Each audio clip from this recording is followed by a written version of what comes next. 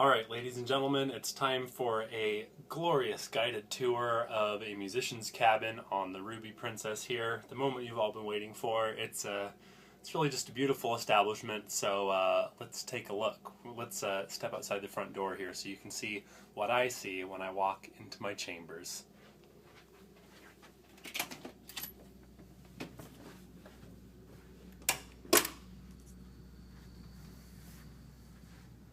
Here's our hallway.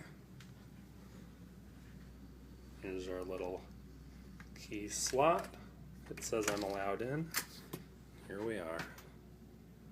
Glorious. Isn't it something, folks? So in we go. We've got a mirror here on the back of the door. A couple of coat hangers. It's hard with just the limitation of a camera here to show you just how delightfully cramped it is in here. So we've got the two bunks here for two people to live in this tiny little space. We've got two closets. Got our life jackets up there. Inside the closet you've got that much room. It's enough room for the amount of clothes you need to be a musician and whatnot, but I don't know how girls do it with all the different outfits and dresses and stuff they need just to do their job, let alone to be girls. Here's the bunk. I obviously didn't make the bed for you guys. The bottom bunk's got this compartment down here, and over here you've got a cool little area where you can put stuff by your bed. This is where I keep my bass on a little night table. And then over here is the desk. We've got a little speaker set up. I've got my obligatory banana pile, and this is my practice setup, by the way, for playing bass in my cabin. I've just got this M-Audio Fast Track Pro. My bass goes into that goes into my computer, and I just practice with GarageBand and whatever music I want to listen to. We've got a couple slots here to kind of throw laundry or water bottles or whatever you want in there. These are this is where you get most of your water in your life on the ship. You buy these by the case or get them up in the bar. Now we come to the best part of the room, which is the bathroom. Get ready for walk-in bathtubs, steam rooms, and a full locker room facility. You guys ready for this? Ta-da! This is the entire bathroom. So, basically everything a bathroom needs except for any space to maneuver in.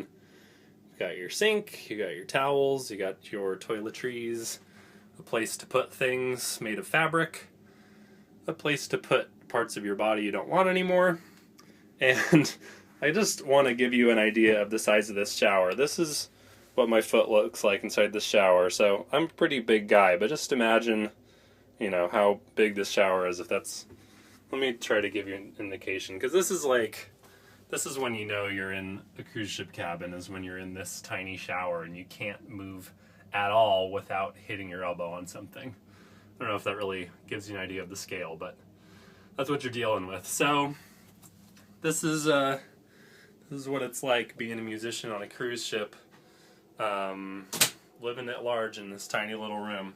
Oh, I forgot, there's a mini fridge here, which you can't get to if the ladder's set up, so that's really, whoever designed these was really thinking on their feet. But you got some drawers, and then there's another little bank of drawers over here I also forgot to mention. Oh, and also I forgot, power outlets. This is all you're working with. You got one American plug here, one American plug here, and then two weirdo outlets here if you have whatever adapter that is. I don't even know. And you've got the phone set up. You can call free to any other phone on the ship, and there's a little button you can use calling cards to call off the ship to any number internationally, as far as I know. You've got a little extra light there besides the main room lights, and also the bunks have their own little light, and my earplugs there, of course. The rooms come with the TV, but ours isn't set up. That's pretty much it. It works, people survive, but it's not super comfortable, so that's the deal.